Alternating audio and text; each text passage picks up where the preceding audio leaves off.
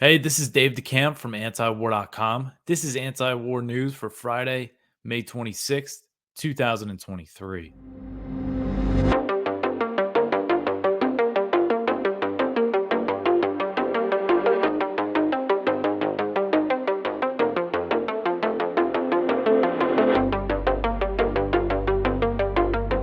All right, the first story at the top of antiwar.com today. Ukraine sent untrained men into Bakhmut. So, Ukraine sent untrained recruits into the Battle of Bakhmut to save its professional soldiers for an expected counteroffensive. And this was reported by the Wall Street Journal, and they spoke with men who were part of a small group that was sent into Bakhmut, which became known as the meat grinder, just a few days after being mobilized. So they didn't receive any training at all. And out of this group of 16 men, 16 draftees, 11 were either killed or captured. The Wall Street Journal described them as mostly poor men from villages in the northeastern Kharkiv region, many of them unemployed, doing odd jobs as handymen or shift work at factories in the regional capital. Some of the men had military training years or decades ago, but none of them had combat experience. A few of them threatened to refuse orders when they were told they were being sent to the front lines on February 21st, citing a lack of training, but they ultimately went and fought. So, one of these men that spoke with the Wall Street Journal, Vladislav Yudin, he said that he told a sergeant major who, came in and told them, "You're going to be sent into the battle." He said that he never fired or even held a gun before, never even held a gun. And he was told that Bakhmut will teach you. And the men participated in brutal house to house combat in Bakhmut. Many of them are presumed dead out of the 11 that are either killed or captured. But some families are still holding out hope that they were captured by the Russians and are still alive. So these accounts, match with what Ukrainians fighting on the front lines had been telling the media while the battle was still raging. There was several reports. I linked to one from the Kiev Independent, which is a very pro Kiev outlet, but they spoke with Ukrainian soldiers who were saying that they were being sent into the battle with little support, training, or ammunition. And the Washington Post, back in March, they spoke with a Ukrainian battalion commander who basically said his whole battalion was wiped out and he was getting these fresh recruits that had no training. He said that he was being sent people that did not want to fire their guns because they were afraid of the sound. So it's just horrific, people like that being thrown into this battle. And despite the fact that most of Ukraine's Western backers were advising against expending resources on Bakhmut, on holding the city, Zelensky tried to hold on to it for as long as he could, but it was fully captured, this past weekend by the Wagner Group and other Russian forces. And Yevgeny Prigozhin, who's the head of Wagner, he's estimated that 50,000 Ukrainians lost their lives fighting for the city, although that number is not confirmed. And even he said, it was kind of a ballpark estimate. He said the real number is hard to know. And, on his side, he recruited people from prison, 50,000 people, he said he recruited from prison, and 20% of them were killed. So just a horrific situation in this battle. And this is what, our tax dollars are funding this military that we're throwing these men in there. And the reason why they're saying that they did is so they could save, the better troops for this counteroffensive that who knows if it's even going to happen. But, they just wanted to hold on, keep fighting for that city, even though it was clear for a while that it was going to fall to the Russians. There's even reports that Zaluzhny, who's the Ukrainian commander in chief, was telling Zelensky to get out, but Zelensky and other top Ukrainian officials wanted to hold on to it. They said it had a lot of value, and Zelensky himself put huge symbolic value on Bakhmut. He said not that long ago that if he lost the city, he would be pushed to compromise with Russia. And he was saying these things in his pitch to get new weapons from the West. So just so much death and destruction in this city. Just such a shame. All right, the next one here. Representative Jerry Nadler says that he would not care if Ukraine used F-16s to strike Russia. So this is Jerry Nadler. He is a House representative, Democrat from New York. I'm sure many of you are familiar with him. So he said on Wednesday that he would not care if Ukraine used American-made F-16s to strike Russian territory, despite the risk of such an attack escalating into a direct clash between the U.S. and Russia. So he was asked a question by Epoch Times reporter Liam Cosgrove, who works in DC, and he, asks a lot of good questions when he gets the chance to. And I'm just gonna, I'll just play the video here for you. It's about 1:50, so you could hear what Nadler has to say for himself. It's high time. It should have been done a long time ago. It's high time. And then, what do you think about his previous comments, though, that it was too escalatory to do, now it's not? I think he was wrong.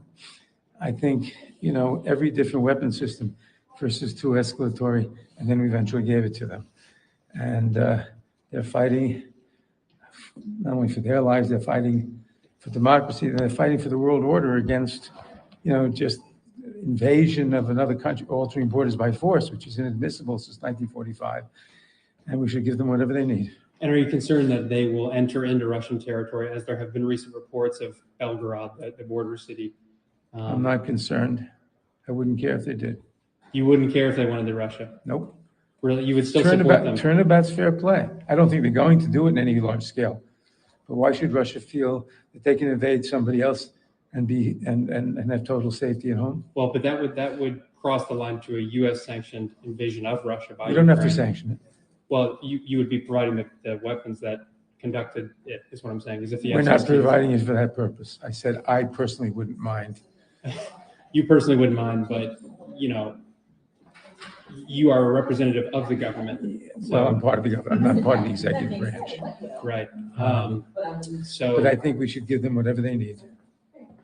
Okay. And if an F-16 was to be used on Russia, you wouldn't come out and say that's too much? It's too far? No, I don't think that's going to happen in any event, but no.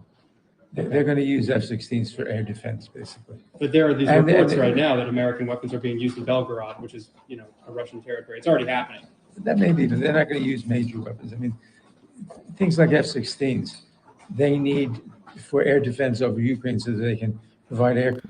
All right, so that's basically it. And I mean, he said a lot of things there. I like how he said it's inadmissible to invade a country, post 1945. How many countries did the U.S. invade since then? And just, I mean, Liam asked a good question there. He's saying, I don't think that, he's saying he wouldn't care, but also that he doesn't think Ukrainians will use it on Russian territory. And he mentions the Belgorod raid, where apparently I think it's confirmed now that they used American equipment, American armored vehicles, at least, and probably other types of NATO equipment to carry that out. So it goes to show that you can't trust these assurances that they're not going to use this stuff to attack Russian territory. And I mean, this risks direct war with Russia. If Ukraine gets this modern air force from the U.S. and they start using it to bomb Russia, I mean, man, things can really just get out of hand very quickly. So kind of that flippant attitude that he has about all this when the stakes are so high, I think is very concerning. And unfortunately, I think this is probably a pretty prevalent view among members of Congress, that they don't care. They don't care about these risks of escalation. They just want to keep pumping weapons into Ukraine. All right, the next one here. So this is an article from Politico. Sanctions cause rising business fears in Ukraine. And what this is about is businesses in Ukraine are having their assets seized. They're being forced to sell, sell off their companies for really cheap. And they're saying that this is being done under dubious claims of national security. So basically the Ukrainian government and their people, their people that are on their side, if you want to call them oligarchs or whatever you want to call them, are taking advantage of, these claims that they could say they have links to Russia, so we have to seize the assets. And, every company in Ukraine had some sort of links to Russia at some point or another. So They're just using all this as a pretext. It's just another way that that there's this corruption inside Ukraine kind of taking advantage of the situation. I remember last year, the Ukrainian government seized a few companies. One of them was an oil company, I believe, under, again, the claims that they had ties to Russia. But it turns out that, the Zelensky government was kind of after these people for a while for political reasons, and they just seized their company. So this is just a way that they're consolidating power. And this just is an interesting article that speaks with some people that are dealing with this in Ukraine. So go give this a read if you want to check it out. It's pretty interesting. Surprised we're seeing more and more critical coverage of the Ukrainian government. It seems like, especially that first thing that I went over that was based on a Wall Street Journal report, and now this from Politico. All right, the next one here. Efforts to move Russian nukes to Belarus have begun. So Belarusian President Alexander Lukashenko said on Thursday that the efforts to send Russian nuclear weapons to Belarus have begun as the two nations signed an agreement to formalize the deployment. So the agreement was signed by Russian Defense Minister Sergei Shoigu and his Belarusian counterpart in Minsk. According to Russia's TASS news agency, the documents outline the procedure for storing Russian nuclear weapons in a special storage facility on Belarusian soil. So Lukashenko was in Moscow on Thursday, and he said that Russian President Vladimir Putin informed him that he signed a decree to store the weapons in Belarus. So he's basically saying it's happening. And he said the effort of moving nuclear munitions has begun. So Putin first announced this plan to deploy tactical nukes in Belarus in March. He said that the move was a response to the UK arming Ukraine with depleted uranium shells for their British-made Challenger 2 tanks. Depleted uranium ammunition is toxic, and its use is linked to cancer and birth defects, especially in Iraq. Really bad situation there for the people dealing with it, and there's still a lot of birth defects today in Fallujah, which was destroyed multiple times throughout those wars. And the Russians have compared the deployment of two of these nuclear weapons to Belarus to NATO's nuclear sharing program, under which U.S. nuclear weapons are stationed in the territory of Germany, Italy, Belgium, the Netherlands, and Turkey. So nukes are going to Belarus. And again, Putin said he did this because of the depleted uranium, but he also, they were also kind of working on this for a while. The Russian military was helping Belarus upgrade its planes so that they could carry nuclear bombs. And they deployed Iskander missiles there, which are nuclear capable, but they haven't sent them with nuclear warheads yet. But it seems like it might be similar to what the U.S. does. They have like storage. They store these nuclear gravity bombs that are dropped from planes in these countries. I know in Germany, they have an air force. They have a fleet of bombers just specifically to drop those bombs. And that's the German military that has that. So while the U.S. controls the weapons, I think, Germany apparently is capable of dropping them, and they're buying F-35s that's going to replace that fleet. So, this is a thing that it's not clear exactly. I think Russia's saying that they're going to control the nuclear weapons that they send to Belarus, but there might be some sort of similar arrangement where Belarus maintains a fleet of planes that can drop them. All right. So the next one here, U.S. and South Korea hold their largest live fire drills. So the U.S. and South Korea on Thursday held a massive live fire exercise near the demilitarized zone, the DMZ. That's the border, the demilitarized area, and that's the border between North and South Korea. So they're very close to there, and this is the latest provocation toward Pyongyang that will likely provoke North Korean missile tests. So according to the South Korean news agency Yonhap, the exercises are the U.S. and South Korea's largest ever combined live fire joint drills, and they were held just 25 kilometers south of the DMZ. So again, the largest ever. I feel like I'm always saying that about these military exercises that the U.S. is involved in. And these exercises, called the Combined Annihilation Firepower Drills, are the first of 5 rounds of live fire drills that will be held through mid-June, and they commemorate the 70th anniversary of the U.S.-South Korean alliance.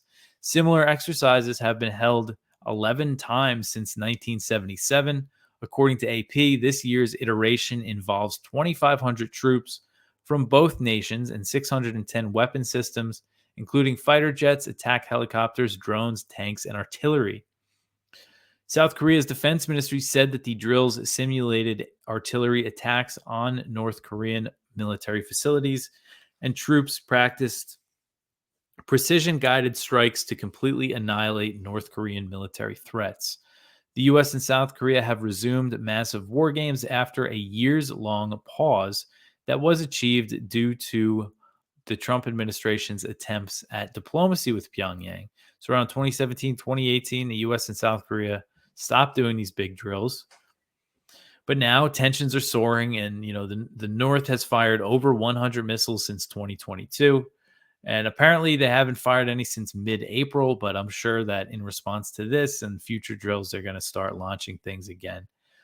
And in a move that's going to raise tensions even more, President Biden recently announced that he's sending a nuclear-armed submarine to South Korea. It's going to dock there. There is no other purpose to do that than to as a provocation. That's the point. To send a nuclear weapon to dock in South Korea. It's going to be the first time that a U.S. nuclear weapon is deployed to South Korea in decades. Now, U.S. nuclear armed submarines, they could be patrolling waters anywhere. They could be around the Korean Peninsula. So that's why that goes to show that this is just a provocation. You can have that over there and not tell anybody about it. But they're just saying, all right, the submarine's going to be there just to make North Korea angry, and who knows how they're going to respond.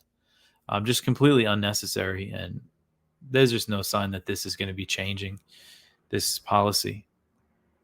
All right, the next one here. The U.S. is building a new base in northern Syria. So the U.S.-led anti-ISIS coalition is building a new military base in Syria's northern province of Raqqa.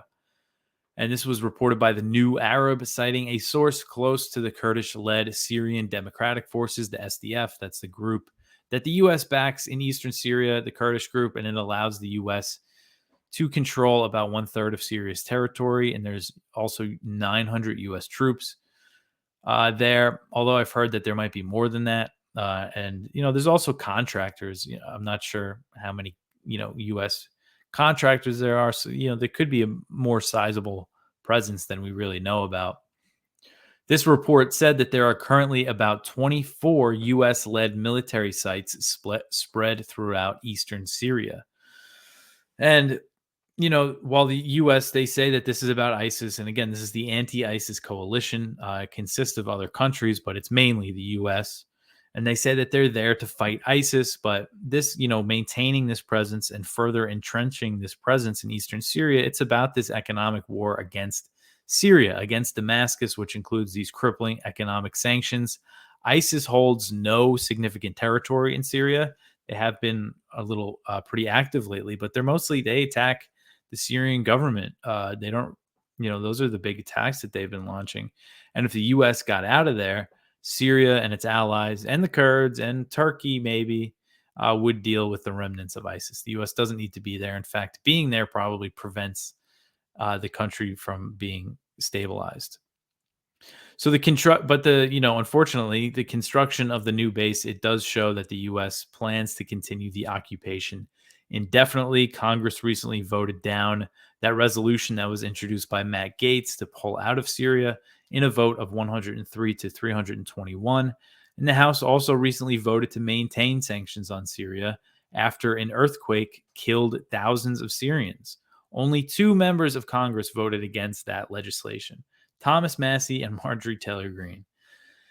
So the U.S. could come under pressure now that, you have the Saudis spearheading this normalization effort between Syria and these regional countries. So the Saudis just opened back up with Syria, brought them back into the Arab League. And from what I've read, part of the deal is that these Arab countries, not Syria, obviously, the Gulf countries that are aligned with the U.S. are going to kind of lobby for the U.S. to lift sanctions and probably also get out of there. Is that going to work? I don't know. I think it's going to take a while because, in Congress, the hawks are furious about all this normalization with Syria. All right, the next one here. House China panel proposes 10 ways to prepare for war with China over Taiwan. So, the House's new Committee on China released 10 recommendations for ways that the U.S. should increase support for Taiwan to prepare for a future war with China over the island. Members of the panel are looking to include their recommendations in the 2024 National Defense Authorization Act. So, some of the ideas were lessons that the members of Congress said they learned from a recent war game they participated in that was conducted by the Center for New American Security, a hawkish think tank that is funded by U.S. arms makers and the Taiwanese government. So, the conclusion of those arms maker funded war games was we need more weapons, basically. According to Representative Mike Gallagher, Republican from Wisconsin, he's the head of this House China Committee. He said that the war game showed that the U.S. would quickly run out of long range missiles in a war with China over Taiwan. As a result, the first recommendation is for the U.S. to make more long range fires. Gallagher also said that the war game showed it would take the U.S. and its allies time to craft economic sanctions to target China during a conflict. And because of that, the panel wants the U.S. and its allies to plan economic measures ahead of time.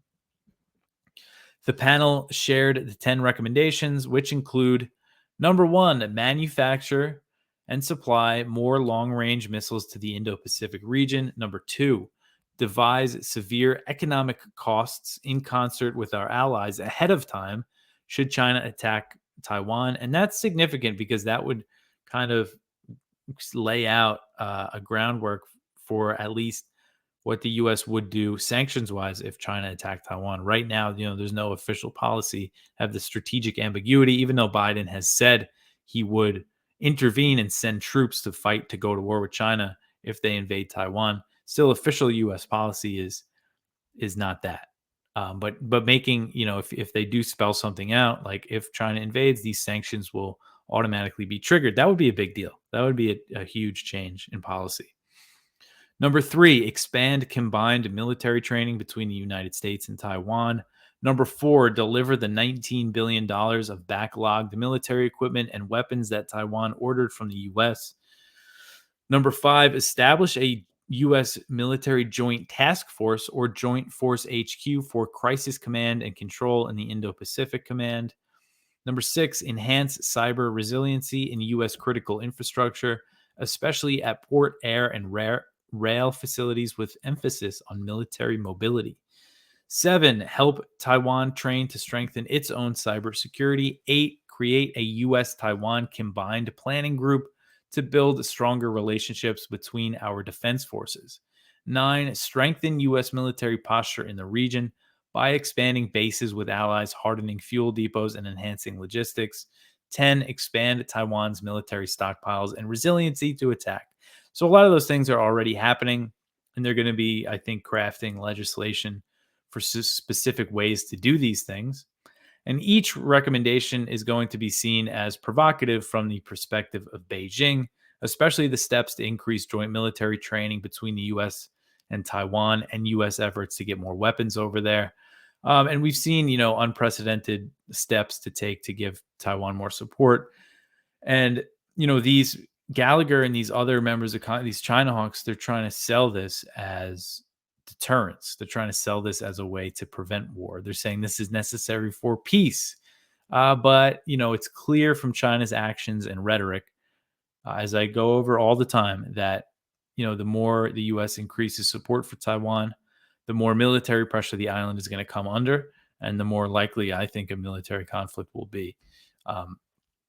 So, yeah, this is all bad news. And unfortunately, I think they're going to get, what they want for the most part, this China panel. So everybody's a China hawk in Congress for the most part, except for very select few people. All right, the next one here, this is from an article from The Hill, and it says that bipartisan senators call for a probe into reports of price gouging by defense contractors. So this is a response to that report from 60 Minutes that spoke with, former defense contractors or people involved in that industry, saying that they were price gouging, especially, during this war in Ukraine. And there's a group of bipartisan senators, including Bernie Sanders and Chuck Grassley, And they're expressing concern over these the fact that the defense contractors were securing profits of 40% and sometimes as high as 4,000%. So they want to look into this. And it says Lockheed Martin, Boeing, Raytheon are among the offenders. These senators said. Of course, Raytheon is the former employer of Lloyd Austin, who's the head of the Pentagon, who's in charge of this policy of shipping all these weapons to Ukraine and ordering new ones and all that stuff. All right. So the last one here is from Connor Freeman over at the Libertarian Institute. The U.S. is pushing Netanyahu to shelve judicial overhaul and push for Saudi-Israel normalization.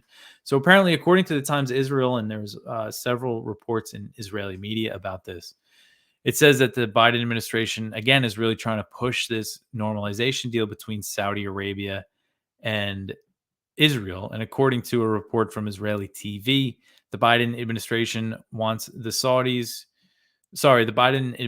and the Saudis want Israel to hold talks with the Palestinians. Washington is also said to be urging Netanyahu to shelve his controversial judicial overhaul, which has caused political chaos and a social uproar in Israel. The Saudis probably don't really care about that. That's probably something the Biden administration is going for. But the Saudis are saying, they've said for a while that they would not normalize with Israel until the Palestinians have their own state. So it seems like they might be kind of softening their demands a bit, saying, okay, you got to at least be talking to the Palestinians. But who knows? I mean, if there's any real chance of this happening, there is Netanyahu and MBS recently held a secret phone call, apparently, and MBS rejected a request from Netanyahu to meet in person. But still, the fact that they had a secret phone call, that's happened before, I believe, not between Netanyahu, but between maybe Bennett or Lapid, one of the other recent prime ministers, spoke with MBS. So we'll see, how this goes. The U.S. is really pushing it, and the big thing that we got to worry about with this is that the Saudis, they're looking to get a lot out of the U.S. for, some sort of deal with Israel. They want security guarantees from the U.S. We've seen them open up with Iran recently. So I bet, that I think all makes this kind of more unlikely than it was before the Iran deal, before they opened up again with Syria, because, of course, they're two very countries that do not get along with Israel. Israel's always bombing Syria. So, who knows if this could really happen, but it seems like the U.S. is really pushing for it.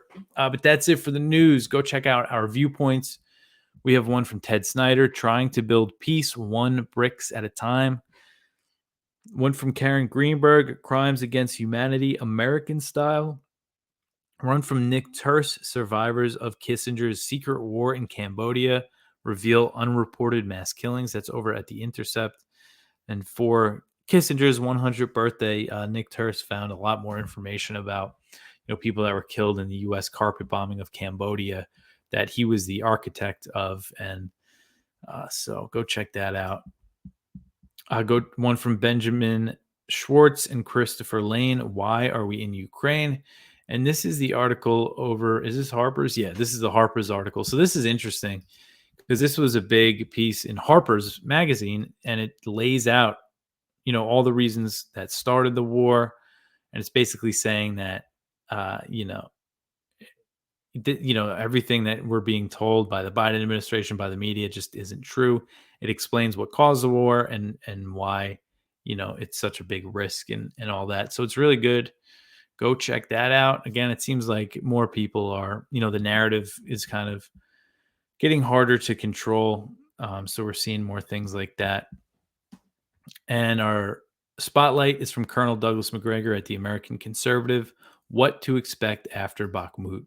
But that's it for me for today. That's it for the week. I'll be back after the weekend. You could always support us, antiwar.com/donate. Share the show. Like and subscribe on YouTube or Rumble, wherever you watch it. If you listen to the audio, please leave a review, a rating, or whatever. All that stuff helps. But I hope everyone has a good weekend. I will see you in a couple days. Thanks for listening.